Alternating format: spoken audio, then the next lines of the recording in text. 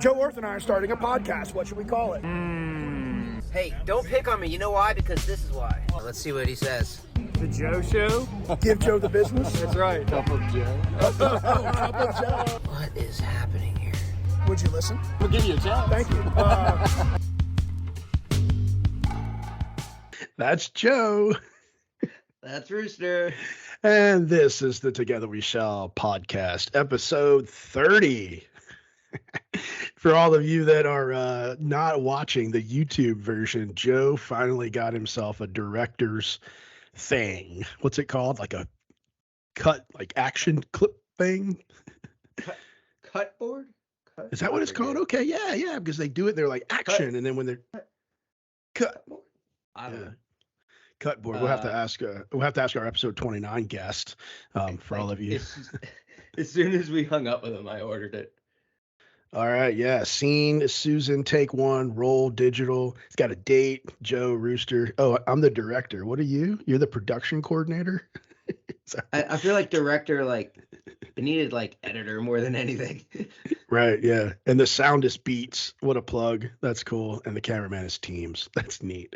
Anyway, we'll have to get a nice picture of that for our Ainsley's Angels. I'm sorry, for our Together We Shall podcast Instagram so that people can see that nifty cut board. What's happening, man? How you doing? Oh, man, I'm Livin, right? Oh, wow. McConaughey. Yeah. I keep getting older. Yeah, we could probably skip that one. Very well. Dazed and Confused. You know, that was filmed it was filmed in a setting that was 1976, which is the year I was born. So it was kind of really cool for me to see what they say high school was like back in the day. I feel like that was, to an extent, like me in high school. Like that, like the group of friends, we didn't like party in the woods. We just went to the beach. Dazed and Confused, just give it a chance. It's a pretty cool flick. It'll make you laugh. But I went to visit Lori's brother in Austin, Texas a couple years ago, and I went for a bike ride with him, and we're going around, and he pointed out one of those moon towers. And I was like, whoa, no way. You mean like that's a moon tower? It's such a cool concept. Moon towers are featured in Dazed and Confused. So I was like, is that the moon tower from Dazed and Confused? No. Anyway, a lot of things happening. I really enjoyed last episode, but like it dawned on me as we were getting ready to execute this morning. Episode 30, dude. Like 30. It's a lot. It's a lot of chatting. It's 30 hours of us bantering. Yeah, it is. And like our production, if you would, recording, releasing, like to me feels like a good rhythm. And then like some podcasts I listen to are like one a week, and these are like professionals too, right? So it's like that's not bad. But then I think of like the people that are every day, like Monday through Friday, like that. I'm like when you're done working, do you just like become like a monk or something and not speak? Like I wouldn't want to talk anymore. I don't know how that, like I couldn't do that for hours on end. There are personalities that can just talk. In fact, you know some of those people. So Yeah. I'm pretty sure they're just playing to their strengths. Tales of the Course. We actually went through 4. This is our 4th episode of Tales of the Course. Of course, Craig out there in Wichita continues to solicit stories. And so if you have a story that you'd like to have featured here on the podcast, get in touch with Craig, Wichita at Ainsley'sAngels.org. But I'm going to read this one. I do want to say he's making them a little shorter now. And I talked to him yesterday, and he's trying to match my cadence with his writing. So let's see how he does here. Let's jump in. Tales of the Course, episode 4. First time Angel runner Dalton of Wichita, Kansas, demonstrated what is so incredible about our Angel athlete runners. He embodied our mission for his actions at the Ugly Sweater 5K last December in Wichita. His teammate, Amaya, clearly demonstrated through her actions and communication skills that she did not want to continue to race after the first quarter mile. As a result, Dalton stopped and displayed empathy and kindness to her while waiting for assistance to arrive. On race day, we have 2 primary missions. Everybody races and finishes safely, and Our Angel athlete riders have a blast. They enjoy themselves. And if either of those two things aren't happening, we adjust to ensure that folks can have fun and still be included, even if they're not running. It's not all about the run. It's not all about the race sometimes. Thanks to Dalton's calm and loving demeanor and his focus and priority on his teammate, Angel Rider Amaya, they were both able to fulfill both of those experiences and feelings. The story doesn't really end there as I conclude. After the race, Dalton said, I had a great time and I loved every bit of the experience. And the moment where Amaya communicated with me is something I'll never forget in my running career, frankly, in my life. And Amaya's mom says, thank you to Dalton for handling this situation so well, and that Amaya looks forward to seeing you again at the next race. It just goes to show that it's not about finish lines all the time. And sometimes what happens in the interim between the start and the finish is really what makes that experience so much more special.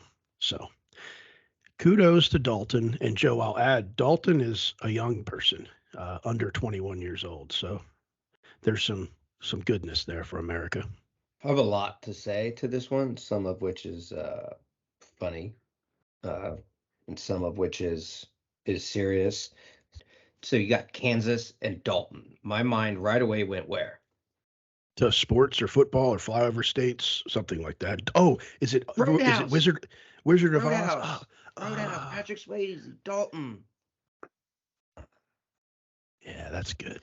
And then the best plan on race day is to not have a plan, because something like that's going to happen and you got to just pivot, react, head on a swivel type of thing, and do what's best for, in this case, Maya. And I mean, I've been there, I think once or twice, once with you in Ragnar, Tennessee, right? We had to get riders off the course. That was for health and safety. And it takes some courage for Maya to either verbalize or vocalize that, like, hey, not feeling it today. We have good days and bad days as runners, and definitely, as you know, riders have good days and bad days. So I hope they were able to like come back together at the finish line and have a smile and a Gatorade or something and try again next time. So that's, exactly. Yeah, you're exactly right. And that's why I really wanted to highlight this story, is because it really does speak to that. I mean, I remember times with Ainsley where I did get overly competitive. And I actually remember one time where someone wanted to run with Ainsley and I actually talked to Lori about it and was like, I don't know if I want them to run with us, because we really have a goal to set this particular time. And she looked at me, and Lori did, and she was like, really? Since when you're chasing times? Is that what this is about? Like goals and times and speed and competition? And it hit me really good, really in the face there. I was like, God, it's human nature to want to just, get better and drive and compete. But losing sight of the priority can happen to any of us. And so bravo, Dalton, on your attention to the matter and your empathy. So thanks for sharing that one with us, Craig. I want to get into this episode here. Let's have some fun. Without further ado, I'm going to ask Susan to come off of mute and welcome her. Without further ado, Susan, welcome. Thank you. Coming to you from sunny Wilmington today. Sunny Wilmington, North Carolina, not too far away from where Joe is. Actually, I don't know how far away y'all are, but why are you a guest on episode 30 of the Together We Shall podcast? Well, probably partly because I am the mother of an athlete rider, Hunter. I am an angel runner, slow one, but still an angel runner. And I am the ambassador currently for the Southeast North Carolina ambassadorship. Those would definitely be a few of the reasons that we were attracted to bring you on. But I think there's some great things about your life journey that are going to provide some perspective to our audience. Episode 30, as we look back on all the episodes, every one of them has something that stands out and some type of theme to them. And I recently learned that you have listened to every single episode, which Joe and I are grateful for that. Thank you for your time. You're welcome. I've enjoyed them. I'd be curious to know how many people have listened to all at this point. 29. I think the number's under 24, but I could be wrong. Yeah. I was going to say a dozen or so, but I don't think that's even necessarily a bad thing. I mean, you listen to ones that you can connect to. And if there's, a reason not to. I mean, imagine someone that would listen to every Joe Rogan episode. Jesus. Yeah, that's a lot of time. Susan, what has attracted you to listen to all 30? I mean, do you look forward to when they get released? Do you get upset if we skip too many weeks? Like what's the drive? I actually mostly enjoy getting to know more about people, most of whom I already know. There's been a few that I didn't know personally, but listening to the first episode with the two of you, I learned a lot about each of you. Learning more about my friends, Lori, Christy, the moms. The mom aspect gets me every time. So I've really enjoyed those. Amanda, I've heard podcasts with her before, yet I still learned new things about her in that episode. So I think that's what I like the most about them. You pointed out a couple of our guests and some of the themes. When I say Together We Shall podcast, what's the first thing that kind of comes to your mind? Family. Wow. Yeah. Well, mission accomplished, Joe. Family. That works for me. Is there an episode that stands out after you were done listening? You walked away thinking about it the rest of the day, perhaps? The first episode Lori was on, where you featured her and your story with her and Ainsley's story. I think that was very profound. I still remember where I was when I was listening to it. So they say if you remember where you were when the Twin Towers fell on 9/11, that's the type of thing that you remember where you were. Our grandfathers, grandmothers remember where they were on Pearl Harbor. So you remember where you were when you listened to the Together We Shall podcast, episode 3 with Lori. Wow. She'll be happy to hear that. Touching. I think we should jump into the story that you have to tell. Pieces to your story that I have not explored with you. So if you'll have it, I'd like to dance. Will you dance with us? Sure. Like a two-step or what? Salsa. It's got to be a little spicy. I have danced before with your daughter, Hunter. We danced in Dominican Republic, of all places, about a year ago, this coming up week. So can you take us back? Like, where did it all start? Well, I was actually, most people don't know that because of my accent, but I was born in South Florida.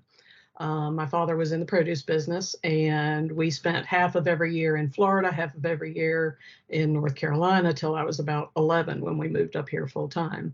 And because my mother wanted a little more stability, and Florida was where we lived was not totally great for a young kid coming up. So she moved us up here and went to Carolina for 8 years, got my undergraduate degree. Took a year piddling and with some classwork trying to figure out what I wanted to do, and ended up going to law school and graduated from UNC Law.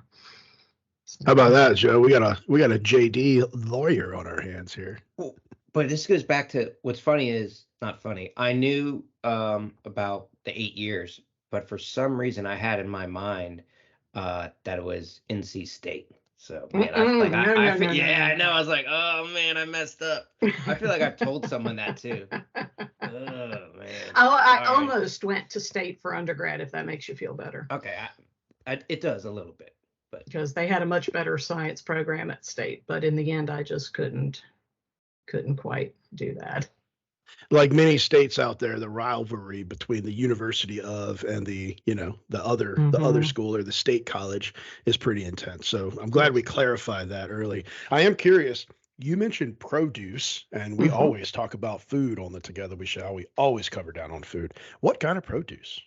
Well, my father started out as a truck broker and then transitioned into being a produce broker. So we would take produce that the farmers of the area grew, and we would sell them to either a store or another middleman who then in turn sold it to somebody, a restaurant or whatever. So we had that family business, and I actually practiced law from 1992 when I graduated until 2003 full time, when I then went into the family business and started working with my father. That's cool. But you didn't answer the question, counselor. What kind of produce? Cucumbers, peppers, cabbage, eggplant, squash, that sort of thing. I like all those things for the most part. And so you practiced law. What did you do? What kind of law? Law is a lot of things. What kind of law did you practice until 2003, I think you said? Yeah. Well, I lived in a little tiny county practiced in a little tiny town. You can't exactly specialize under those circumstances. So I did a little bit of everything. I did not do criminal. I did tell my boss that that was just not something I was interested in doing. And I know everybody's entitled to fair representation and all that, but they're not, because my father used to say that, well, they're entitled to fair representation. Yes, just not by me. So I'm not going to do that. But I did real estate, wills and estates, domestic law, some personal injury, some medical malpractice, that sort of thing. So one of the movies that motivated me to join the Marine Corps was A Few Good Men, and I'll never forget the moment where Tom Cruise's character said, "Oh, so this is what the inside of a courtroom looks like." Did you ever have a moment like that? I did. I did not like doing courtroom work. That's not my natural personality, but I didn't have a whole lot of choice given where I lived. So we did do that, but they were small courtrooms and, big cases for the people who were going through them. I did have one case that did end up going up to the Court of Appeals, and I had to go up and argue it in front of the Court of Appeals. So that was a bit nerve-wracking for me, but and we won, so that was cool. But I tried to stay out of the courtroom if I could. You're in the courtroom is probably not a good thing. Mm-hmm. True. I have 2 questions about the Florida Carolina thing. How did that work out, like with school? Unless you were homeschooled, I guess. So I'm old enough that homeschooling wasn't much of a thing. So I'd start the school year here in North Carolina from the time I was, I guess, in 2nd grade on, and would spend a month or 2 here. And then we'd pick up and we'd go down to Florida and I'd go to school there. And then in like April, we'd pack up, we'd move back up here, and I'd finish the school year out here. So it's mind blowing to me. That is so. It really is. It was not easy, particularly as a shy, very reserved kid. It was tough for me, but I had friends in both places. So, after a while, it was not so bad, but it was still, Would you tell the Carolina school friends, see in 4 months, I'll be back for graduation, basically? I'm just gonna miss the middle part. Luckily, we basically moved up here right when I went to junior high. So the more formative years, I was in one place, which made it a lot better. It would have been a lot harder as a middle and high schooler to have done that. It must have worked because you went on to become a lawyer, which some say requires you to have some type of education beforehand. Is that true? Yeah. Do you need to be educated before you can? Well, funny enough, people were very surprised that I did well in law school because you think you need a political science or an English or history background to go and do a good job in law school. I did not have those backgrounds. I was a physics major. So, but I felt like that actually helped me because it taught me analytical thinking. And therefore, when I sat down to write a paper, I'm lucky enough that I'm a halfway decent writer, and I could think my way through the problem and work my way from point A to point G instead of trying to jump over them, which is something that a lot of my schoolmates had trouble with. So. Well, you're speaking our jam now. When you said analytical thinker, and Joe's face lit up like, oh, that's why I enjoy spending time with Susan. It's not because we both like the same brewing holes in Wilmington, North Carolina. But that helps. Speaking of which, before we get any further in our game, ladies and gentlemen, it's Miller time. That special part of the episode where you're in luck because you can grab your favorite beverage, whether it's Miller Light or, I don't know, Joe, what are you drinking today? I don't know what brand K-Cup, but it's coffee. So that brand is not a sponsor. But I am drinking it out of a Yeti, who's also not a sponsor. Yet. Okay, that's cool. Susan, what'd you bring to the show? Because it's Miller time. You've listened to all 29 previous episodes. We do this. What do you got? I do. I have some iced coffee, homemade Starbucks, that I have for today. We're big iced coffee drinkers in this house because Hunter loves iced coffee. So she has an iced coffee maker, and we borrow it from time to time. So y'all enjoy that. I'm gonna do the water thing for now, but I might grab something that's distributed by Coke, known as Monster, at some point. Surprise.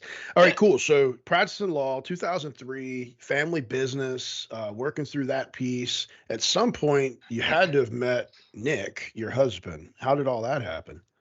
Nick and I met on a blind date at the beginning of my last year of law school. So we had his best friend's wife was working for my parents, and she set us up on a date while I was home for the summer. And we met to go see the movie Backdraft, believe it or not. We still remember that, and talked through the whole movie. So we don't remember much about the movie, but we remember what we went to see. We got married a little over a year later. So that was all in the 90s then, if my timeline's Met right. him in 91, got married August of 92. And here we are 31 years later. Mhm. And y'all have traveled quite the journey. Nick is a retired Air Force man, but of course when you met him, was he an airman when you met him? He was active duty. I forget which rank. He was whatever's below staff sergeant, because I think he made staff after we got married or right around the time we got married. He had just come back from the Gulf War when we met, like literally about a month prior to the time we met. Yeah, that's perspective. The Gulf War, 1990, 91, went over to Kuwait or the region. What's the timeline between marriage and having twins? And get us into that story. Married in 92, had the girls. It was supposed to be February of 97. They were a little impatient and they came in November of 96. So That's, you say impatient. I'm doing some math there. That is 27 weeks. 27 weeks. Oh, wow. Yeah. Oh. So we spent 10 weeks in they actually had to transport me because we went to the hospital at first. They didn't think I was in labor. Then they bring in some incubators. I'm like, what are those? If I'm not in labor, why are those in this room? And they're like, well, we're going to have some babies and we've got an ambulance coming because we're really not prepared to do it here. Because again, little tiny Duplin County was not equipped to handle babies coming at 27 weeks gestation. So they sent 2 ambulances from New Hanover, one for me and one for them if I had them on the side of the road. And we hauled down to Wilmington and got me in just in time to have an emergency C-section because they were coming one way or the other. So. Yeah. Wow. Okay. I, again, did not know that's how that went down. Okay. While Rooster tries to gain his bearings, were you guys in Faison? I grew up in Faison. That's where I've been ever since we moved to North Carolina. Well, we actually were in Kenansville at the hospital. That's where the hospital was. So we had to come from there. And I remember they sent a little intern to accompany me. So I had a doctor figure on the ambulance just in case. And I remember he was telling me about his wife and that she was the daughter of a judge or something. He was trying to keep my mind off of what was going on. And then he said something about, well, there's another ambulance coming with incubators and NICU nurses. In the event you have these babies here, they'll be fine. And I still remember looking dead at him and saying, if it's all the same to you, I'd rather not have my babies here. So if you'll up those meds and tell the driver to step on it, let's get to Wilmington. Are those really the words you use, Susan? Exactly. No, Yeah. that's exactly what I Okay. said to him. So- I can also tell you the first words I said, Joe will appreciate, and you will, when I woke up after having the baby, because they put me under for that. It was not local. It was the day of the Carolina NC State football game. We had tickets. Obviously, I didn't make it. I looked at the nurse, and I didn't say, how are my babies? Because I didn't really understand. I was young. I was a first-time parent. I didn't understand exactly what was going on. I looked at the nurse. I was like, do you know the score of the game? And she looked at me like I had lost my mind. Yeah, that is funny. I do appreciate that. That is awesome. That's we were talking about the rivalry earlier. Yeah, that rivalry is legit. Wow, that's funny. So who won that game? Joe. I honestly don't remember that. Well, Joe Googles that research because it would have been in November of 97, NC State. 96. Joe's November gonna 2nd Google. of 96. That'll help. Oh, even more. What, so when did you come to the realization of the severity of what had transpired? Well, I became aware because my husband and my mother were both trying to downplay. The girls are fine. Everything's good, until the NICU doctor walked in and basically told me that it was quite likely that my daughters would not survive. So I needed to prepare myself. And that was like a gut punch because here I am thinking everything's actually going okay. And because again, I didn't know, never done this before. So that was quite a shock. Connor was actually the sicker of the 2 babies for the first week or 10 days or so. She had to have open heart surgery when she was 6 days old to ligate the artery that had not, or a blood vessel, I don't remember the correct term, that had not closed between the chambers of her heart.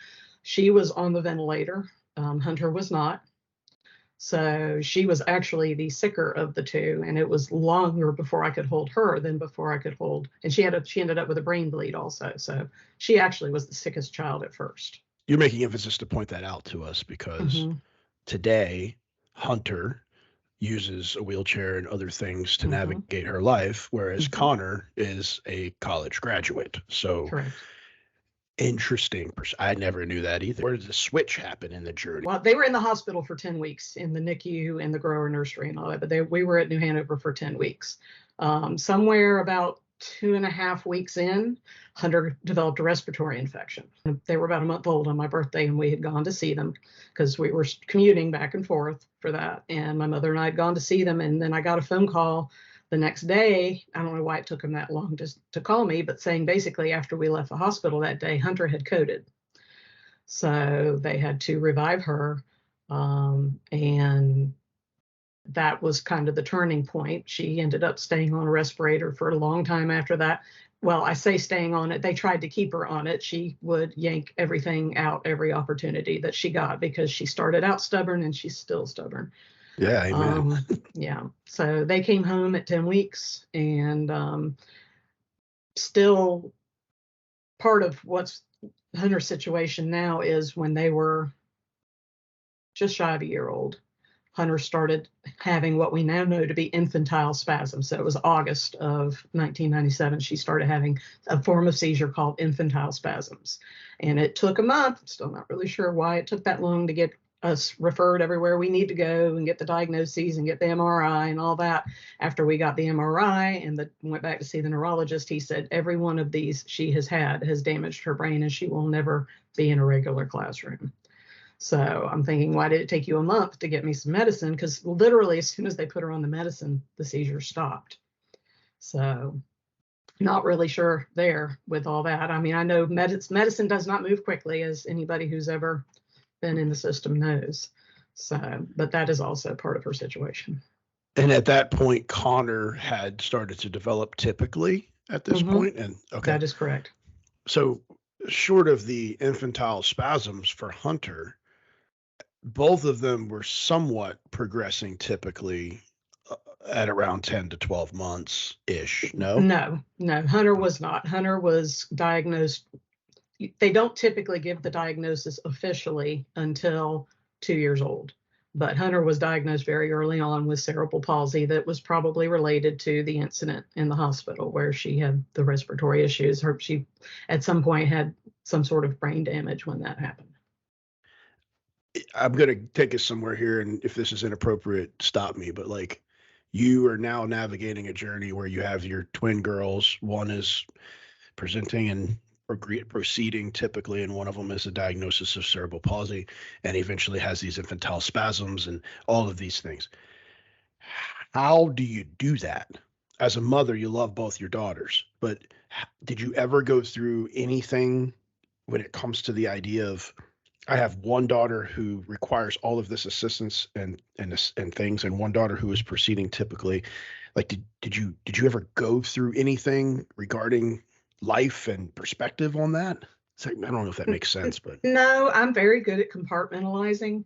I did have a moment when we first came home. I first came home from the hospital. I don't believe the girls were there.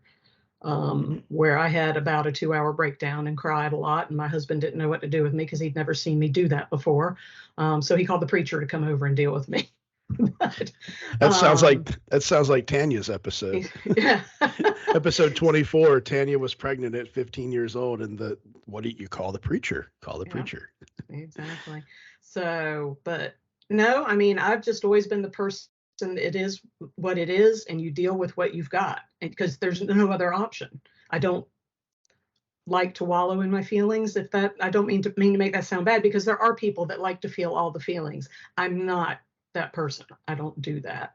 No surprise, Spock was my favorite character in Star Trek, right? I mean, just logic and analytical thinking, and you do what you got to do to get it done. Both my girls are different. I love them both differently. I mean, but everybody does that. I mean, I only know my situation, but you have 2 children. You love each of them equally, but differently. And it's no different for me.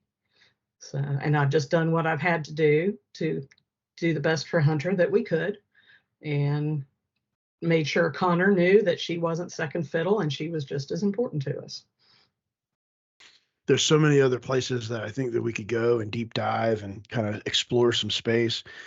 To me, the idea of having twins or triplets, and when they come into the space, into the world, they may look similar if they are those types of twins or triplets, but they are completely different in terms of how they live their lives. And that is something that, like, if you just go off appearances, sometimes you can just draw these conclusions that there must be like using the same brain, the same person.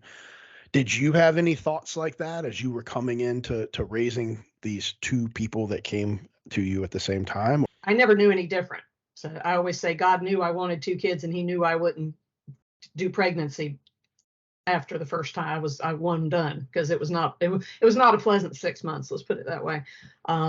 So I've never known any different. This is my reality, and I work in my reality. My girls could not be more different from one another. I mean, they're fraternal twins, and they are totally different personalities too. Hunter's very stubborn and wound up, and Connor's very laid back. They were extremely close as littles. I've been scanning pictures lately since we moved, because I'm trying to downsize everything. And so I've been scanning pictures for the last year and found so many pictures from where they were, 5, 6, 7, 8, and they were together and doing things. And they obviously, as the age gap and the ability gap grew, that didn't happen as much anymore.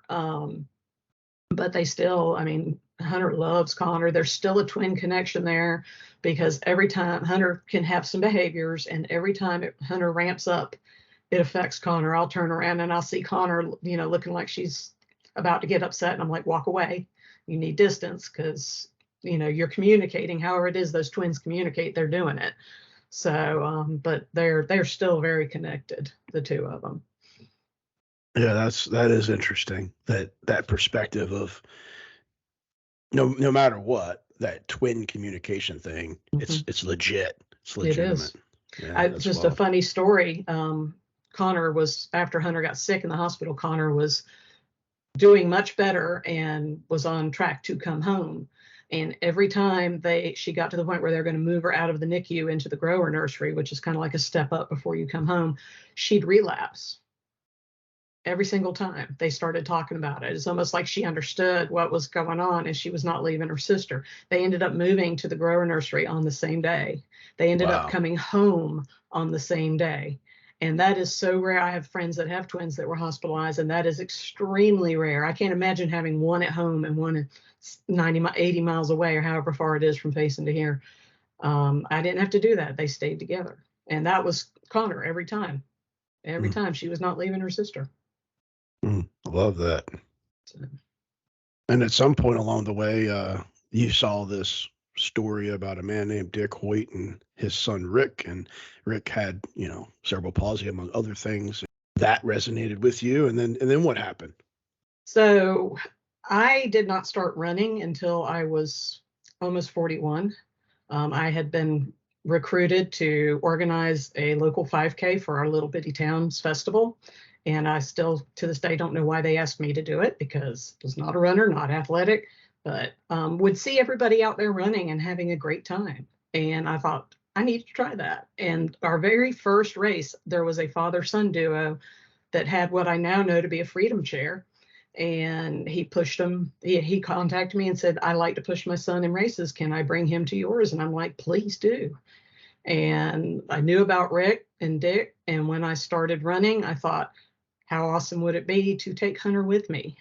So we ultimately, I think for Christmas, her junior year of high school, we got her a running chair, and she and I started participating in a couple local races. So, and this is all before you really knew that Ainsley's Angels was a thing. I knew there was somebody coming to our area, because I had been at Shamrock and had run the Shamrock half like a year or two prior, before I found out that Ainsley's Angels was in Jacksonville. And I had met somebody from Team Hoyt who had told me that supposedly there was going to be a group starting in Eastern North Carolina. They weren't sure where. So for about a year, 2 years, I was constantly searching, trying to see, who it was, where it was, etc. And did not find out about it until a very good friend of mine, whose children also spent quite a long time in the NICU at New Hanover, a year ahead of us. They were our success story that we got told about while we were in, because they were also from Duplin County. And she calls me and says, "You've got to do this, because my son Dustin is starting to roll with this group in Jacksonville, and they're going to be bringing it to Duplin County. You've got to do this with us." And that was the beginning.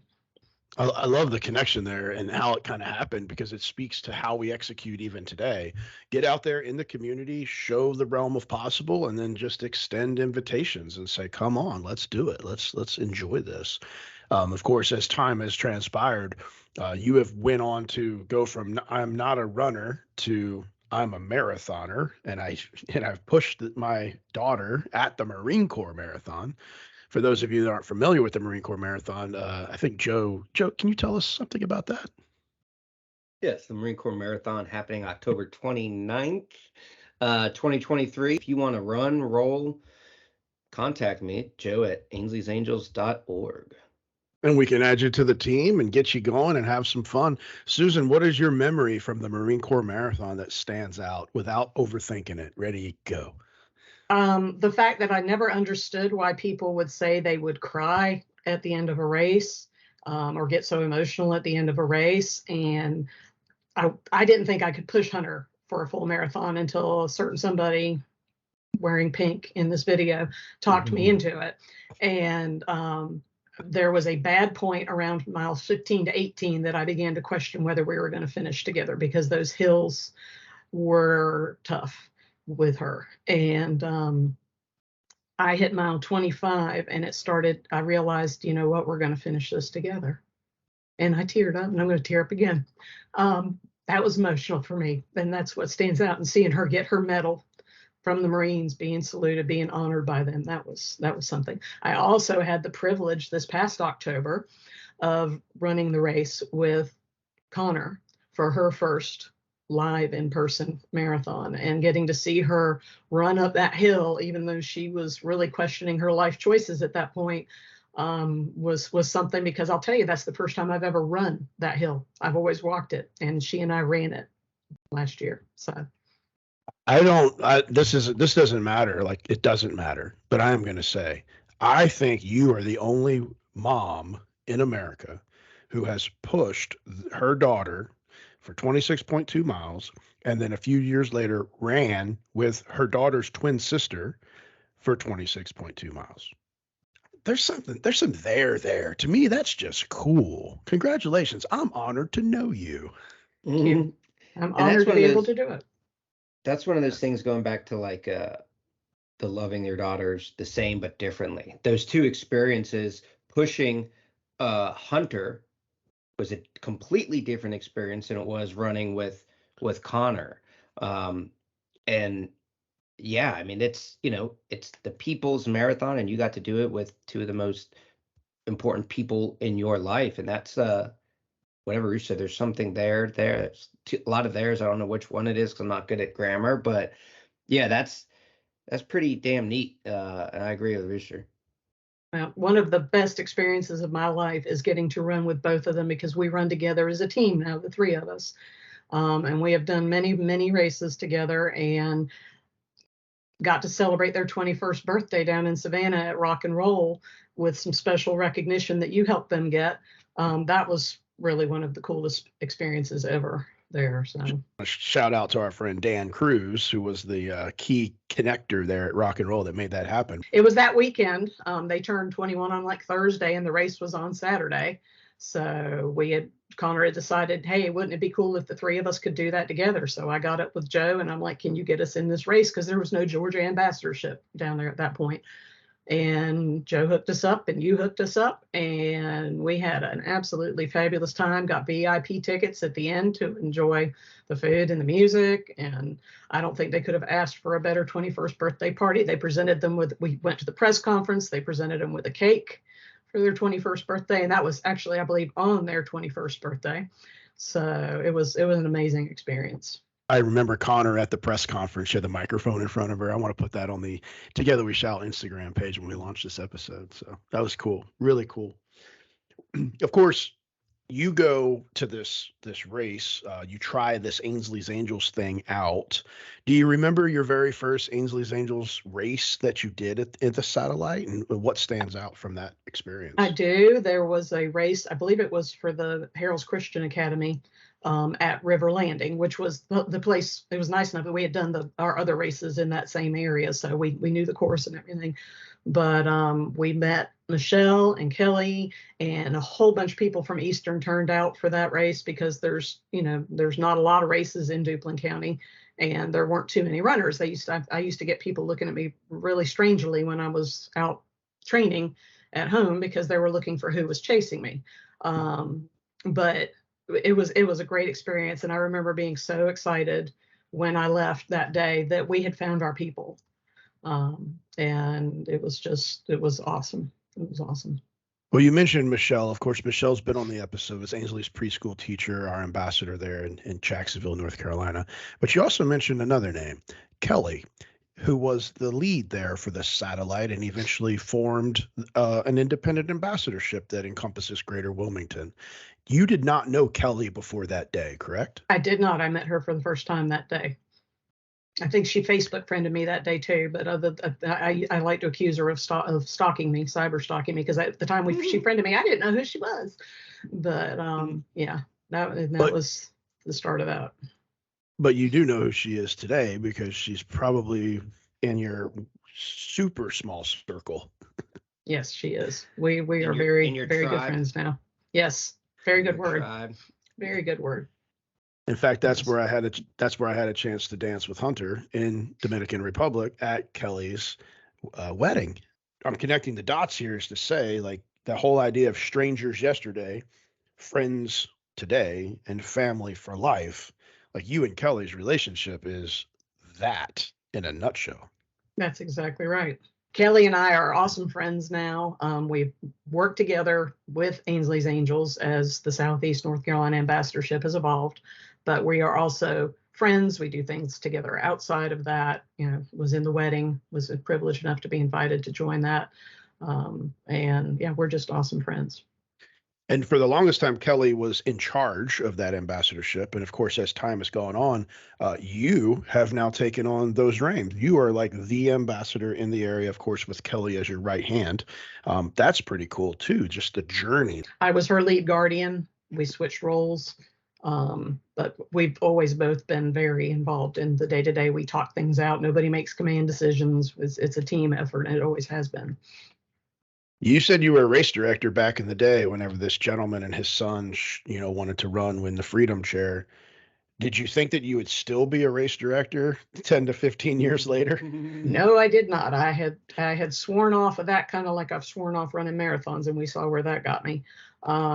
Yeah, I was not expecting to turn around and be race directing again, but here we are, Frosty 5K. Yeah, tell us more about that race that you're directing now.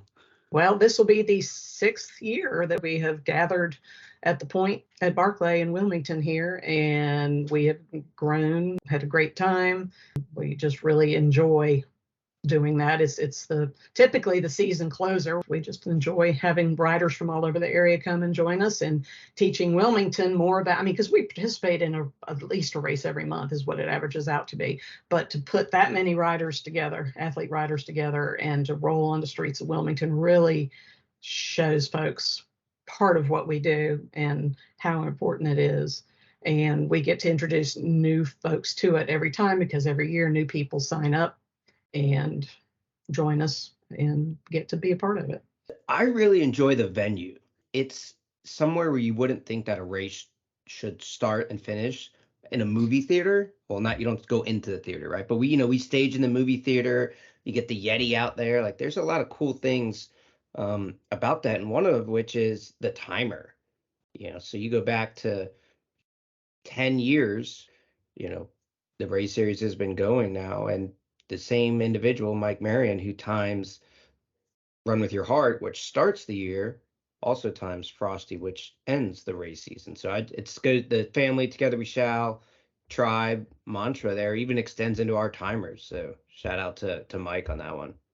Yeah, I didn't know where you were going with that, but I'm glad you brought Mike up. I mean, he's one of 6 people that has a presidential coin of inclusion excellence. Mike is he was the guy that was the timer, little known fact, at the very first Ainsley's Angels in Eastern Carolina race aboard Camp Lejeune for the Marine Corps half. And there was a back and forth education process that had to happen for us to be included in that race. But once Mike saw what we did, he's like, I'm all in. I'm a believer. This is right. And so it's really awesome. Yeah, Mike. Might have to get old Mike on the show one time. Bet you he's got some stories. Fun story. Mike Marion timed my very first Market Day 5K in Faison. Wow. Okay, drop the mic. Episode over. 2 minutes. So what's happening now in your life? I mean, your husband retired from the Air Force. Your Connor graduated from college. You're there with Hunter. What's going on now? What's life like? Well, Nick is currently working on, since he's retired from the Air Force, has been working on building his own business. He's an independent AMSOIL dealer, which is a synthetic oil that he sells. He's out doing that this morning, in fact. Hunter is in a day program here in Wilmington. We moved 2 years ago because there just really wasn't much in Faison. Our business for her, I mean, there's plenty of good people and things like that, but for activities for her, that was very, very limited. And it became to the point that our business was ready to shut down. The main farmer that we sold for had decided they weren't farming anymore. We didn't have any other large scale farmers. We had some small farmers, but there was nobody else around that I was really interested in trying to sell for. And I wasn't going to poach from people that I worked with. So we decided to shut the business down right before COVID hit. And then, let's be honest, by activities, you mean breweries.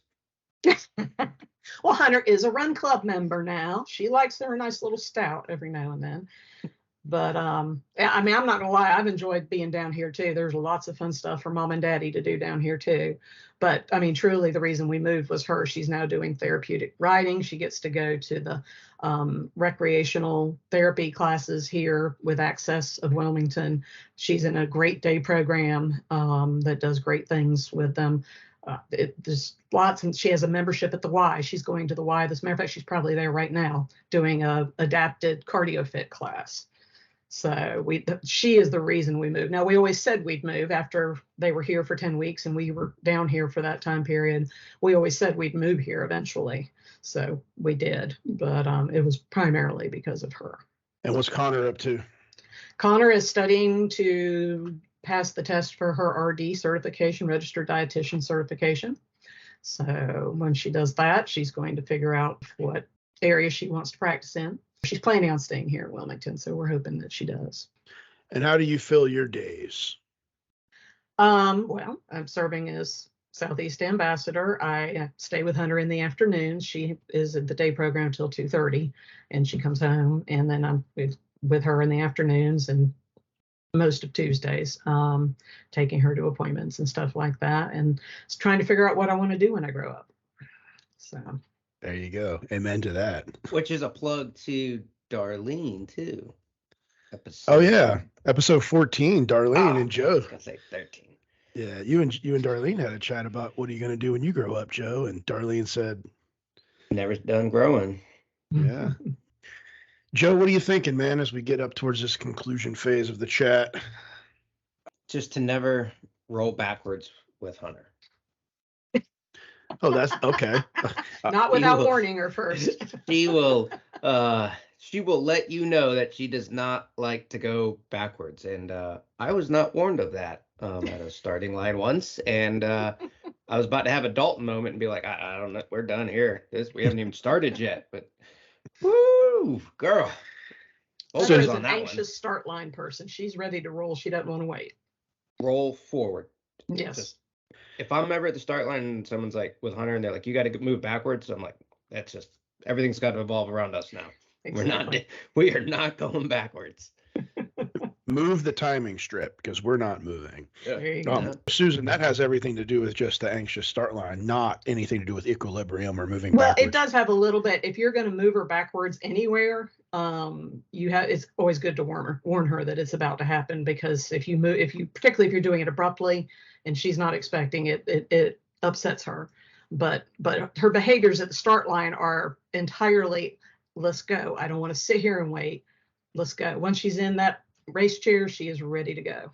A shout out to Nick, my husband. He's our equipment manager for Southeast. He has been from the inception.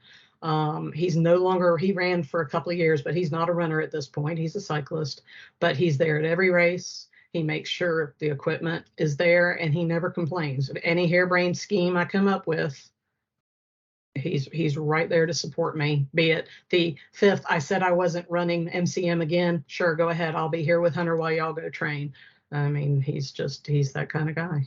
So I like how you said like he's not a runner, he's just a cyclist now, because like he no, cycles. I didn't say just. I didn't say just. Okay. I said He he's a cycles cyclist. like 1,000,000 miles a week, I feel like. I'm like, Yes, he goodness does.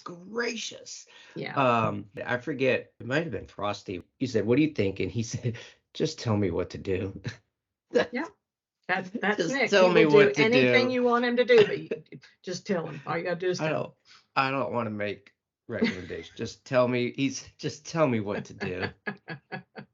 Last fun fact, UNC did win that game 52-20. There you go. So it was a pretty good whooping. Good stuff. Well, Susan, what do you think as we're wrapping this thing out? Is there anything specific that you might want to leave the listener with, that some profound thought or guidance, or maybe not? Well, just you never know where you're going to end up. So take advantage of any opportunity that comes to you. Because if I had not accepted the opportunity to direct that first race, I wouldn't have started running. I wouldn't have been able to run with Hunter, and I wouldn't have ended up where I am today. You know what? I got enough. He's in charge. We're done. This was good. Yeah, we're done here. The structure of this building has reached its capacity. Find your people, and if they make you feel sexy, even better.